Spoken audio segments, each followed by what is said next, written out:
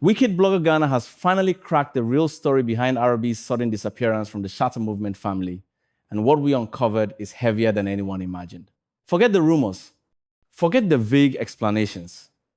What is happening to AraBee right now is deep, painful, and mentally crushing. He is breaking down in silence because of one brutal move. Shatta Wale pulled a move that has left him shattered to the core. Smash the subscribe button. Over the past few weeks, our inbox has been buzzing with frantic messages from people around AraBee, his friends, cousins, and even some industry folks who genuinely care about him reached out, begging us to look into what is eating him up. They said he isn't himself anymore. He barely sleeps, barely focuses, and is drowning in anger, heartbreak, and depression. They wanted the truth out because they believe only public awareness can free him from the emotional cage he has been stuck in. Our team didn't sit down. We dug deep, made calls, connected dots, and spoke to people who know exactly what went down. The truth? Shatta Wale caught AraBee's soul in a way no enemy could. He took the one thing AraBee valued the most, his woman, his baby mama, the person he called home.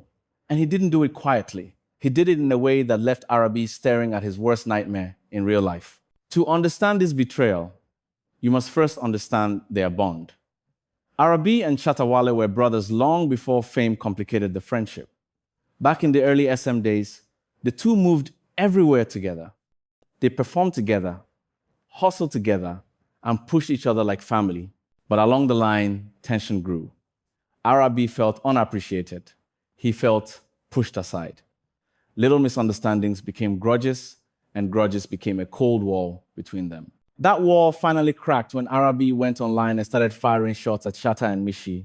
He brought out personal issues, crossing lines. Shatta Wale didn't think he would ever cross. And when AraBee threw in that wild paternity shot hinting that Majesty might not be Shatta's child, everything exploded. People knew it was an emotional outburst, nothing factual, but the damage was done. That statement touched Shatta deeply because it wasn't just beef anymore, it attacked family. The battle went public. They fought online, offline, everywhere. It escalated until Shatta finally reported him, leading to AraBee's arrest on defamation and cyber harassment charges. That moment cooled everything down.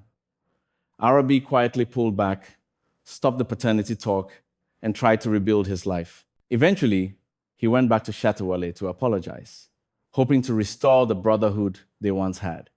Shatta accepted him back, smiled with him, moved with him, and acted like everything was fine. But deep down, Shatta had bookmarked that pain and he was waiting for the perfect time to return the sting. From the outside, everything looked good. AraBee was back in the camp, hanging around Shatta, enjoying money, girls, luxury treats, and hype. Shatta hosted him, promoted him, showered him with random gifts, and even pushed their collaboration to keep his name active. But behind all that niceness was a quiet plan, one that would hit AraBee exactly where it would hurt the most. Our investigation confirmed that Shatta Wale started getting close to AraBee's woman, not as a friend, not as a big brother, as a man with intentions, and she fell for it. Sources very close to AraBee told our team that the woman started spending secret time with Shatta. She enjoyed his wealth, his influence, and his lifestyle, all while going home to live normally with AraBee as if nothing was happening. Then came the day that broke AraBee beyond repair. In an audio we intercepted, where AraBee was crying and talking to a close friend, he revealed that he walked in on Shatta Wale and his woman being intimate. What he saw destroyed him. He froze. He couldn't shout. He couldn't fight. He knew he had no moral ground after the Majesty saga. And he also knew the public would mock him if he tried to expose it. So he swallowed the pain. But that silence has been killing him. People around him told us he hasn't been the same since. He struggles with depression. He overthinks. He drowns in substances. Sometimes he hints at giving up on life. His mental state has completely collapsed because the betrayal didn't come from an enemy, it came from the man he once called brother. That is why his friends and family contacted Wicked Blogger Ghana. They are scared. They are worried. They want him saved. And they want the world to finally know the truth. We have the recordings. We have the evidence. And if anyone dares deny this story, we will release every single piece we have. Wicked Blogger Ghana does not speak unless it is a fact. Wicked Blogger Ghana contacted a special therapist in New York to ascertain how we could help AraBee heal. And we arrived at this. 1, he should acknowledge the trauma fully. AraBee's pain comes from multiple layers. His woman being involved with Shatta Wale, the public humiliation from previous conflicts, and the sense of betrayal by a former close friend. The first step is acknowledging the depth of this trauma. Denying it or trying to act like it doesn't matter will only prolong suffering. He needs to recognize that his feelings of heartbreak, anger, and depression are valid reactions to what happened. 2, he should seek professional support. This expose mentions that AraBee is struggling with depression, overthinking, and even substance use. Healing requires professional guidance.